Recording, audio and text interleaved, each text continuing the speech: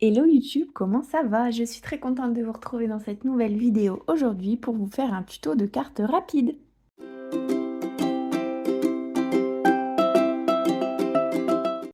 Bienvenue dans cette nouvelle vidéo où aujourd'hui je vais réaliser des cartes shaker très rapides à réaliser. Franchement, c'est super simple. Donc c'est parti. J'ai utilisé en papier à motif des chutes. Ce sont les chutes de papier que j'ai utilisées pour réaliser le mini-album que j'ai publié en vidéo lundi. Donc n'hésitez pas à aller le voir si jamais ça vous intéresse, pardon. Au niveau de l'acétate, j'ai utilisé de l'acétate qui vient de chez Artemio. C'est vraiment des chutes de chute. Donc il m'en reste plus beaucoup. Au niveau du tampon Joyeux Noël, c'est un tampon qui vient de la planche de tampons de chez Artemio. Je vous l'avais déjà présenté celle-là. Je vais mettre un peu plus loin. Donc c'est cette planche de tampon là où il y a pas mal de choses écrites dessus, pas mal de mots et notamment le mot Joyeux Noël. Ici les petites étoiles, je vais vous rezoomer tout ça. Les petites étoiles ça vient de chez, alors là, la boutique de Claire lorsqu'elle avait encore sa boutique, je ne sais plus comment elle s'appelait, c'est Scrap il me semble. Je ne sais plus trop, mais en tout cas, ça vient de cette boutique-là. Et puis voilà, le papier de fond vient de chez, bien sûr, Action, des blocs blancs craft noir. Et puis voilà. Du coup, je vais vous réaliser le tuto tout de suite. Vous allez voir, c'est très rapide. Alors du coup, pour réaliser la structure, la base de la carte blanche, vous allez avoir besoin d'un papier pardon, qui mesure 24 cm sur 12 cm qu'il faudra plier en deux, bien évidemment, pour faire la base de la carte. Du coup, j'utilise mon plioir pour bien marquer le pli. Et puis voilà pour ça. Ensuite, vous allez avoir besoin d'un papier qui mesure environ 11,6 cm à peu près sur 11,6 cm pour de façon à avoir 2 petits millimètres de chaque côté. Donc il faut le couper. Donc là, je ne sais pas quel côté je vais utiliser. Je pense plutôt que je vais utiliser ce côté-là. Du coup, je le fais un petit peu à l'aveuglette pour le dessus, mais au moins, je vais être, ça va être bien centré. Du coup, j'utilise ma planche de découpe. Celle-là, je vous l'ai déjà présentée, archi présentée. C'est une planche de découpe, pardon, et de rainurage qui vient de chez We Are Memory Keepers. Du coup, voilà pour le papier à motif. Donc, je vérifie bien la taille, c'est nickel. Et du coup là c'est le moment de prendre les mesures. Du coup je vais faire un sapin. Donc j'avais fait 2 tests de cartes avec un sapin un peu plus fin et un sapin un peu plus grand. Je trouve que le sapin un peu plus grand ça rend beaucoup mieux. Donc au niveau des mesures, je vais prendre ma règle. Comme d'habitude c'est le bazar autour de moi, encore heureux que vous ne voyez pas tout ça. Du coup, je vais prendre ma règle et je vais tracer de ce côté-là. C'est bien. Hop. C'est bien comme ça. Je vais tracer afin que le sapin soit à 2 cm du bord. Donc la pointe du sapin ainsi que le bas du sapin soit à 2 cm du bord. C'est vraiment beaucoup plus joli, je trouve, si on a pas mal de papier au-dessus et en dessous du sapin. Du coup, je tire un trait en haut et en bas. Comme c'est assez rapide à réaliser, je ne pense pas vous mettre de moment accéléré en musique. N'hésitez pas à accélérer la vitesse de la vidéo si jamais vous trouvez que c'est trop long. Du coup, voilà. Ensuite, je marque le milieu.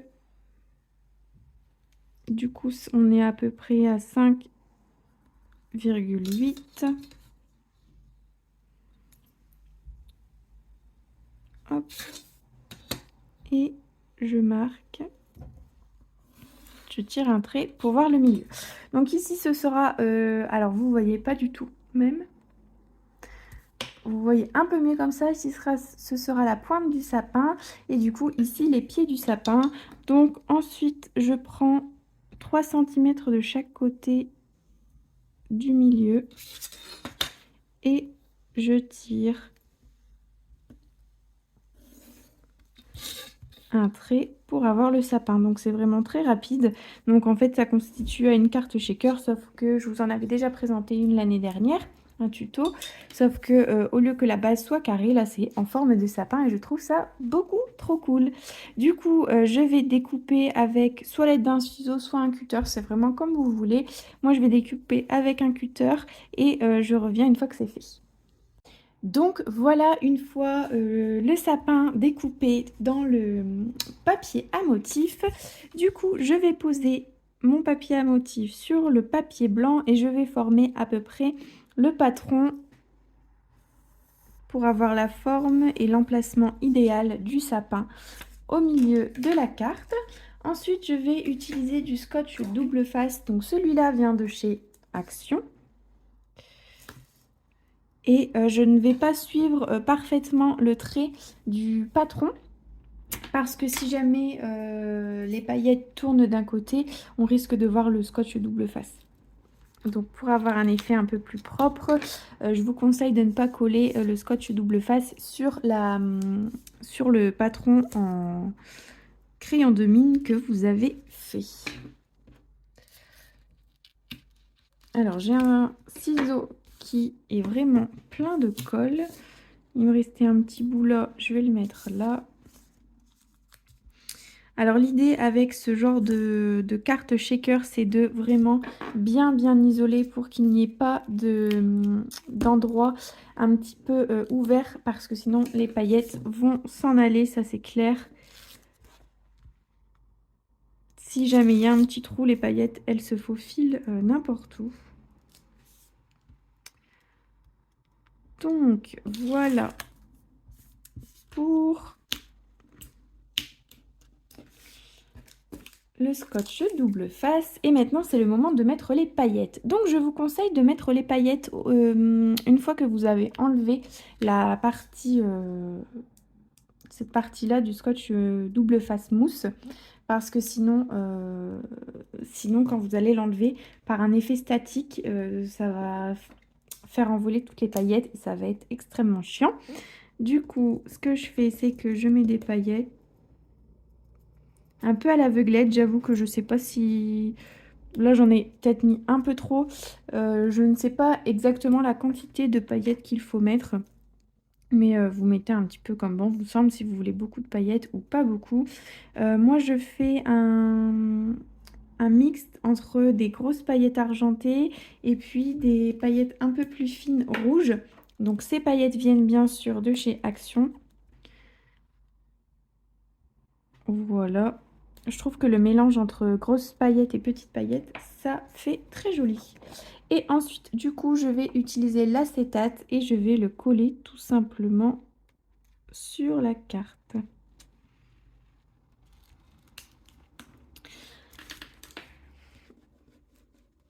Alors, je vais bien appuyer sur le scotch double face afin que les paillettes ne se sauvent pas. Et après, ce sera mon moment préféré, c'est le moment de mélanger.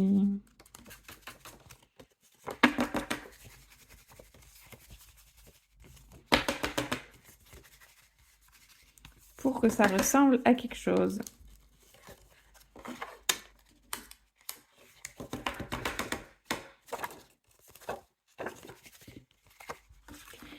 Et voilà. Donc finalement la carte est très rapide à réaliser comme vous pouvez le voir. Et ensuite je rajoute sur le papier à motif, donc au dos, je vais rajouter du scotch double face tout simple. Donc cette fois-ci, j'utilise le scotch double face mousse à l'endroit où on met les paillettes et du scotch double face simple tout autour du papier à motif pour qu'il soit reposé. Ça évite que le papier se relève un petit peu et du coup qu'on remarque qu'il y a du scotch mousse en dessous. Je trouve que ça fait beaucoup plus esthétique. Le rendu final est beaucoup plus esthétique si on met un petit peu de scotch double face, mais c'est vraiment selon comment vous préférez les choses. Donc voilà pour ça. Alors j'espère que vous voyez bien parce que j'ai laissé en... J'ai pas mis en grand angle au niveau de mon téléphone. Et du coup, j'espère que vous voyez bien quand même que c'est pas trop flou. Et du coup, c'est le moment de coller la carte, enfin le papier à motif sur la carte. Donc c'est l'étape un peu plus délicate parce que si on ne colle pas bien, soit on dépasse le papier à motif, dépasse de la carte, soit on est un peu sur le côté par rapport au sapin. Le tout, c'est de bien se concentrer. Et puis, voilà pour la carte. Hein, finalement, c'est très rapide à réaliser. Je vais juste utiliser le tampon Joyeux Noël et tamponner le dessous du sapin. Donc pour ça, j'utilise de l'encre toute simple noire de chez Versafine. C'est le Noir Onyx. Et je tamponne le Joyeux Noël.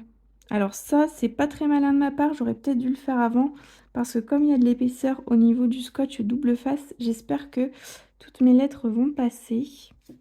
Et c'est passé. Donc voilà, il ne me reste plus qu'également à rajouter la petite étoile en argenté. Comme ceci. Donc j'utilise de la colle toute simple, la All Purpose Glue de chez Action.